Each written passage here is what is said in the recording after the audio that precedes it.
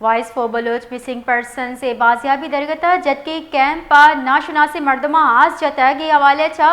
مزید رپورٹ کنگے میں رپورٹر بلال فیروز۔ جی بلال فیروز، کیا تفصیلات اس حوالے سے؟ جی بالکل، گزشتہ روز 5600 دنوں سے زائد عرصے سے لاپتہ افراد کی بازیابی کے لیے voice for Baloch missing persons کے زیر اہتمام لگائے گئے بھوک ہڑتالی کیمپ کو نامعلوم افراد کی جانب سے جلانے کی دوسری کوشش کی گئی ہے، جس کے نتیجے میں کیمپ کو کافی نقصان پہنچا ہے۔ تفصیلات کے مطابق گزشتہ صبح جب کیمپ کے سربراہ ماما قدیر بلوچ کیمپ کے مقام پر پہنچے تو انہوں نے کیمپ کی چھت اور دیگر حصوں کو جلا ہوا پایا، اور ہمسایوں سے معلوم کرنے پر پتہ چلا کہ رات کو 3 بجے کے قریب کیمپ کے مقام کے پاس